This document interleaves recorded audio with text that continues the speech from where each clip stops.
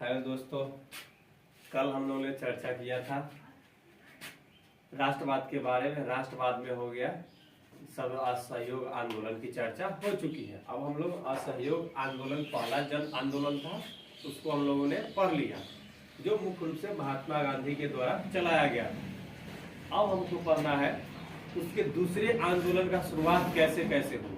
कि जैसे हमने पढ़ा कि असहयोग आंदोलन हुआ, तो असहयोग आंदोलन होने के लिए बहुत सारे आंदोलन हुए, छोटे छोटे आंदोलन हुए, बहुत सारे लड़ाइयाँ हुई, बहुत सारे रास्ते पर दिक्कत आई, उस सबको बढ़ते बढ़ते आगे अंत जाकर क्या हुआ, ये असहयोग आंदोलन का शुरुआत हुआ। अब पर जब असहयोग आंदोलन समाप्त हुआ, बंद कर दिया गया। किस कारण बंद हुआ? तो बंद हो गया था वो चौरा चौरी हत्याकांड हुआ, जिसके कारण 5 तारीख को चौरा चौरी हत्याकांड हुआ 1922 को, और 12 फरवरी 1922 को असहयोग आंदोलन समाप्त हो गया।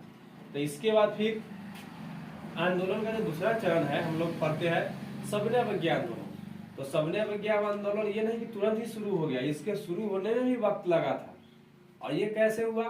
तो इसके लिए मुख्य रूप से हम लोग देखते हैं कि देखो यहाँ पर दिया हुआ है कि आंदोलन का दूसरा चरण, मतलब आंदोलन का दूसरा चरण अब शुरुआत होने जा रहा है। अब इसके लिए क्या क्या घटना हुई थी उसके बारे में चर्चा करना है।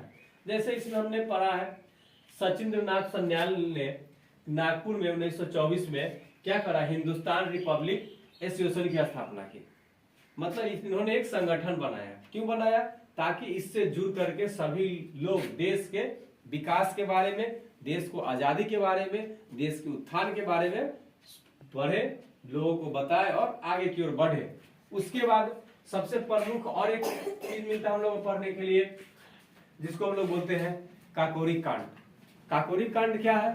भारतीय इतिहास का एक बहुत बड़ा वो लम्हा है, जिसके घटना कुछ लोगों के द्वारा एकदम पूरे सिस्टम से, पूरे तरीके से काकोरी कांड षड्यंत्र को अंजाम दिया गया था, जिससे पूरे देश में इस कांड के बाद पूरे देश में इसके प्रमुख जो नेता जो थे राम प्रसाद बिस्मिल, उनको बहुत सारे लोगों ने बधाइयां देने शुरू किया। अपने देश के भी से खजाना जो जा रहा था उसको वो लूट करके बहुत अच्छे तरीके से इकट्ठा किए, जिसके पूरे देश में जब पता चला तो इनकी वाहवाही हो रही थी, शाबाशी मिल रही थी, और देश के नौजवानों में भी ये काम करने की जिज्ञासा आ रही थी। क्यों?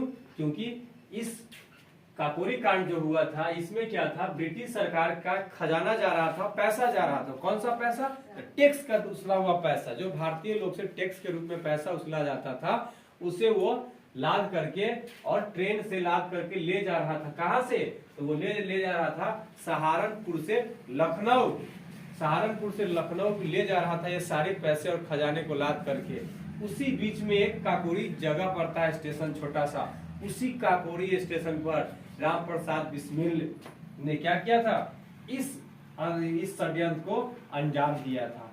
और ये जो काकोरी कांड हुआ था, ये मजबूर होकर के किया गया था। ये कारण ऐसे ही नहीं हुआ था, मतलब ब्रिटिश लोग ने इतना हमें मजबूर किया। जैसे असहयोग आंदोलन समाप्त हुआ, उसमें भी हमारी क्षति हुई।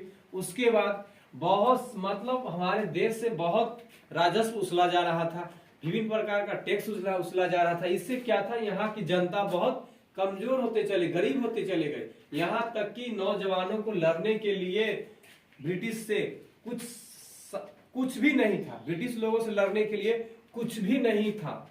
जैसे हथियार नहीं थे, पैसे नहीं थे, खाने के लिए अनाज नहीं हुआ करता था।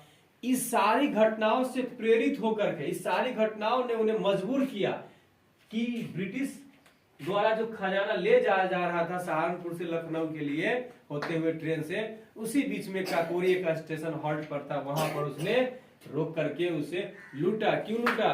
क्योंकि उसमें टैक्स का पैसा जा रहा था। और उसने ये भी बोल दिया था, जब ट्रेन को लूटा गया था तो ट्रेन के अंदर जब राम प्रसाद बिस्मिल गए तो उन्होंने कहा था कि राम प्रसाद बिस्मिल के द्वारा बताया गया कि इस रेल यात्रा में जो भी पैसेंजर बैठे हुए, हम उनका कोई भी अहित नहीं करेंगे, और सभी लोगों को शांति से बैठा दिए।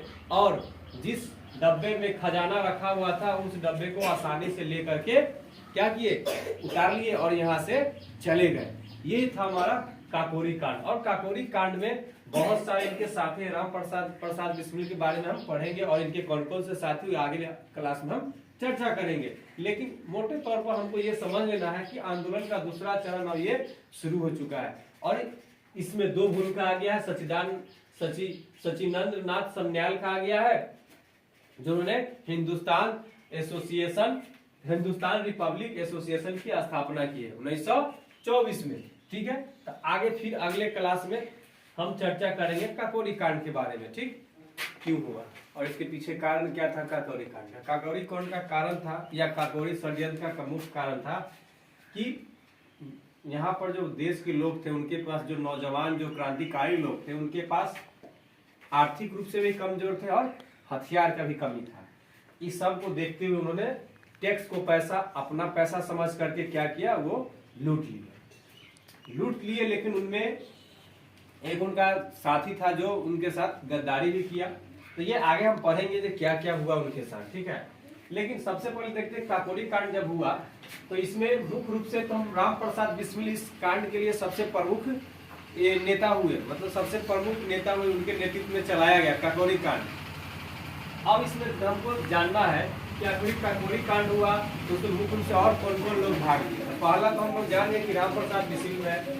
राम प्रसाद बिस्मिल जो हुए इनको गोरखपुर जेल में फांसी दिया गया। ठीक है, पहला क्या था कि राम प्रसाद बिस्मिल थे काकोरी कांड से संबंधित, जिनको इनको पहला फांसी कहाँ दिया गया, तो गोरखपुर में दिया गया। उसके बाद आता है रोशन सिंह जो है इनको नैनी जेल में दिया गया फांसी। उसके बाद राजेंद्र लहरी है, इनको फांसी दिया गया गोंडा जेल में दिया गया। इनको कहाँ दिया गया फांसी, गोंडा जेल में दिया गया। इसके बाद क्या अशफाक उल्ला खां है, इनको कहाँ फांसी दिया गया, तो इनको दिया गया फैजाबाद। मतलब ये इस काकोरी षड्यंत्र के प्रमुख नेता हुए राम प्रसाद बिस्मिल। और जो राम प्रसाद बिस्मिल हुए इनके साथ में ये सारे इनके दोस्त लोग थे, इनके साथ इस संगठन में रहने वाले दोस्त थे जो इस काकोरी षड्यंत्र में भाग लिए। और ये चारों आदमी मिल करके एक सुनियोजित तरीके से किसमें, जो खजाना ब्रिटिश सरकार, जो भारत सरकार तो उस समय था ही नहीं, ब्रिटिश सरकार था। ब्रिटिश सरकार यहाँ के भारतीय लोगों से जो कर का पैसा उसील करके जो पेटी में लेकर जा रहे थे, वो पेटी लोहे की बनी हुई थी और उस पेटी को तोड़ने के लिए राम प्रसाद बिस्मिल ने बंदूक भी चलाई थी और उस बंदूक से तोड़ा गया था। उसके बाद क्या है इस काकोरी कांड में राम प्रसाद बिस्मिल सबसे प्रमुख नेता हुए हैं और इन चारों को अलग अलग तरीके से जेल में फांसी दिया गया। ये काकोरी कांड जब समाप्त हो जाती है उसके बाद जस्ट हमारे भगत सिंह भी आते हैं। क्यों कि भगत सिंह भी क्या थे, गरम दल के नेता थे। भगत सिंह जो मेजनी से ये प्रभावित हुए थे। क्यों कि मेजनी ने क्या किया था, यंग इटली की स्थापना की थी।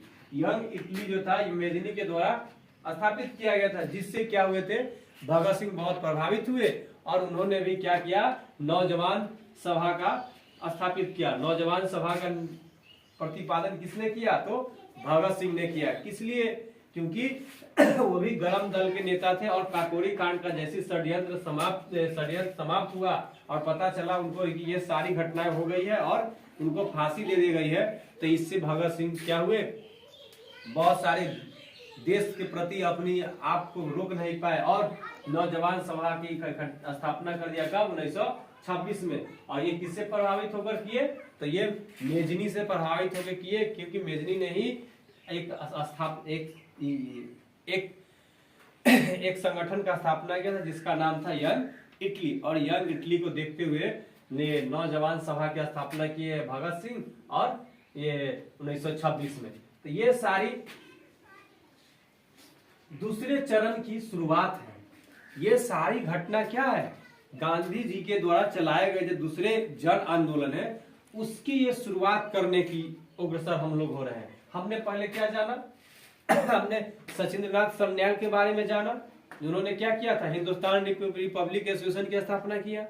उसके बाद हमने जाना कि काकोरी कांड या काकोरी षड्यंत्र कब हुआ, तो 9 अगस्त 1925 को हुआ। और किसके नेता कौन हुए, तो इसके नेता हुए राम प्रसाद बिस्मिल। अब ने हमने जाना कि काकोरी षड्यंत्र और किन किन लोग का हाथ था, तो ये थे राम प्रसाद बिस्मिल, रोशन सिंह, अशफाक उल्लाह खां हुए, राजेंद्र लहरी हुए। ये चारों आदमी मिलकर के क्या किए, इस काकोरी षड्यंत्र में सफल बनाया। उसके बाद भगत सिंह ने भी क्या किए, यंग इटली से प्रभावित होकर के उन्होंने क्या, कौन सी सभा की स्थापना की, नौजवान सभा की स्थापना की। अब अगले क्लास में देखेंगे।